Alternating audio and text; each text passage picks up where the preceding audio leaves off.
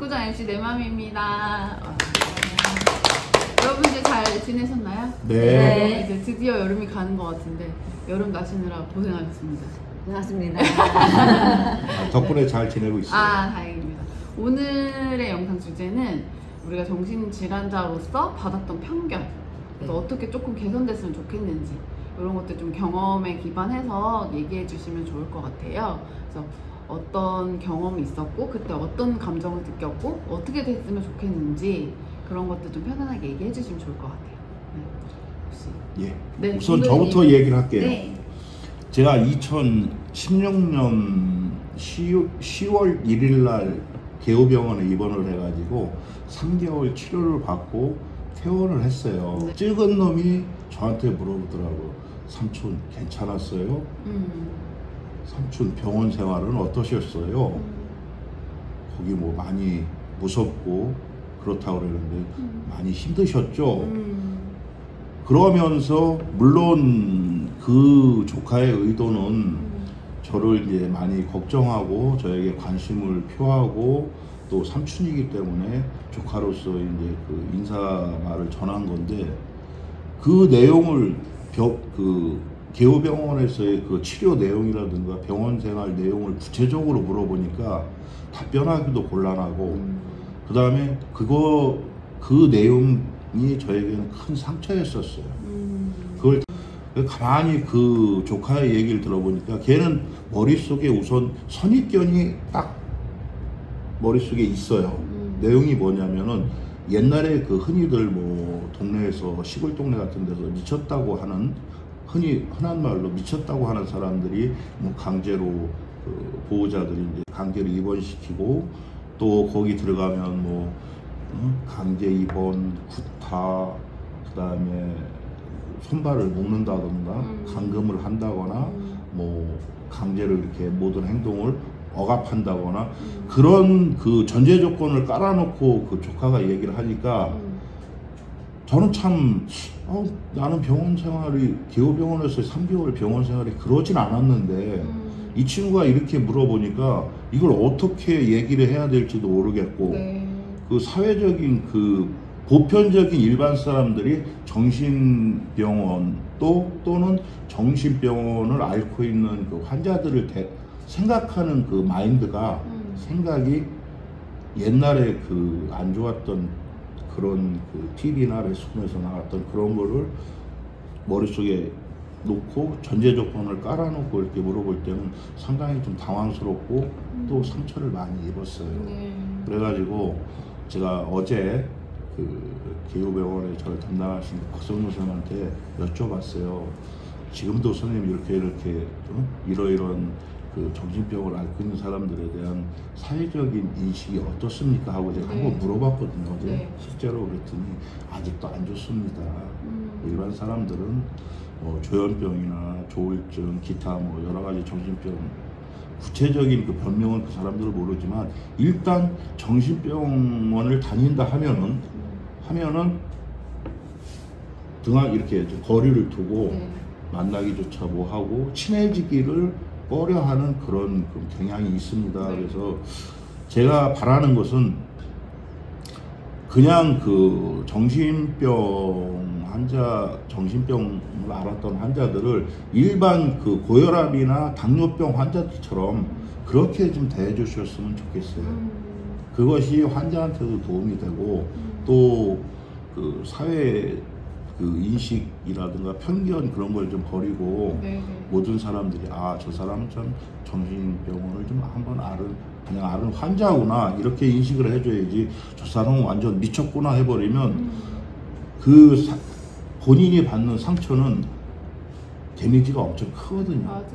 그래서 그냥 일반 그 사람들이 고혈압이나 당뇨처럼 이렇게 만성 그 질환을 앓고 있어서 또 약을 계속 꾸준히 먹어야 되고 때로는 평생 먹을지도 모르는 약을 먹는 것처럼 정신병 환자들도 정신병 환자를 대하는 그 일반인의 그 인식이 그런 쪽으로 좀 많이 해주셨으면 하는 그런 바람으로 오늘 말씀을 드립니다. 저도 그 부분에 대해서 좀 말씀드릴 게 있는데 이제 정신과 질환이라고 하면은 약간 마음의 문제다 아니면은 뭐 그런 마음 먹기 달렸다 뭐 이렇게 표현을 하시잖아요. 우리가 약물을 먹는 이유는 약물의 기전이 거의 다 호르몬 조절하는 거거든요. 균형이 깨졌기 때문에 어떤 다른 증상이 발현된다는 거예요. 뭐 망상이 생긴다든지 기분 조절이 안 된다든지. 근데 이 모든 게 호르몬의 문제이기 때문에 우리가 약을 먹고 그 호르몬을 계속 조절을 하는 건데 약간 이걸 마음의 문제다, 이 사람의 문제다라고 보기 시작하면서 더 선입견이 생기는 것 같아요. 예를 들면은 고혈압도 어떤 몸의 균형이 깨져서 생기는 거잖아요. 그렇죠. 그거와 마찬가지 정신질환도 사실은 뇌에 있는 호르몬의 균형이 깨져서 생기는 거라고 생각을 하면 이 사람은 그냥 그런 호르몬 조절제를 먹고 있구나. 고혈압, 당뇨처럼 그렇게 생각할 수 있을 텐데 이게 이렇게 조금 사람들의 인식이 안 그렇지. 네, 그런 뭐 미디어나 이런 데서 그런 식으로 좀 많이 노출이 되면서 더 편견이 심해진 건 아닌가. 네. 그런 경우도 특히 저희 어머니가 좀 심해요. 네. 저희 어머니가 네.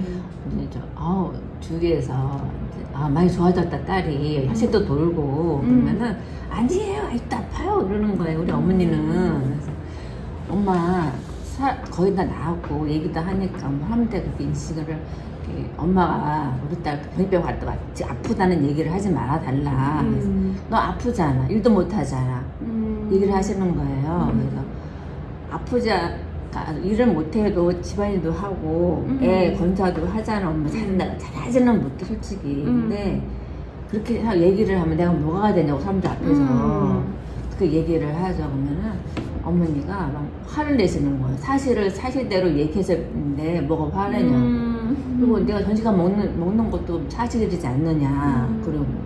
그리고 저 교회 집사님이 계세요 동네에. 네네. 그 사람한테도 제 안 좋은 점을 그렇게 얘기를 하는 거예요. 쟤는 병원병 약을 먹어서 온전치 못하고 약물지 못하고 똑똑하지 못하고 이렇게 안 좋게 막 서운해. 그러면은 만나잖아요. 지금도 약 먹으세요? 물어보고 예. 지금도 아무것도 못하세요?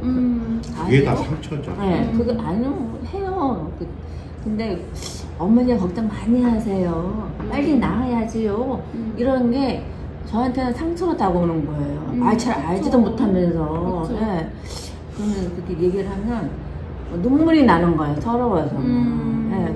우리 엄마는 왜 남한테 자기 딸을 못나고 부족한 대로 얘기를 할까. 그래서 제발 그러지 말라면 사실인데 네가 뭐 할자니까 뭐가 있어 이렇게 말씀을 하세요. 엄마도 가기 싫은 거예요. 엄마 집을 자주 안 가요. 그래서 우리 부모님부터라도 자식을 이렇게 우리 애가 약을 먹고 좋아지고 있구나 이렇게 생각해야 되는데 약을 아직 먹고 있으니까 아프구나. 네, 그 생각하면서 하는 거예요. 약을 끊어야지 안 아픈 거지. 약을 계속 먹고 있기 때문에 넌 아픈 거야. 네네. 이렇게 말씀을 하세요. 그 말 들으면 약 먹고 좋아지는 거지 엄마. 약을 안 먹으면 안 돼. 그랬더니 약을 끊어보도록 해라. 너가 그렇게 정신력이 약해가지고 무슨 일을 하겠니? 이렇게 말씀하면 진짜 할 말이 없어요. 저는 싸움밖에 안 되니까. 그래서 가장 중요한 거는 남들 시선보다도 이 가족들의 시선이 더 중요하다는 생각이 들어요. 가족들이 어떻게 생각하고 또 주변에 어떻게 얘기하는지에 따라서 또 편견과 사회적 인식이 달라질 수 있겠네요. 그러니까 주위에서도 괜찮으세요? 뭐 약 먹고 있다면서요? 뭐 집안일은 잘하세요? 이게 인상 거예요. 잘하고 있는데 엄마한테 손 안 벌리고 있다면 애들도 내가 이제 빨래도 해주고 청소도 하고 밥도 해서 먹이는데 우리 엄마는 그 약 먹는 거에 대해서 그냥 되게 부정적인 거예요. 약을 먹고 있기 때문에 얘는 아픈 거다. 약을 끊어야 된다. 그렇게 말씀하시죠.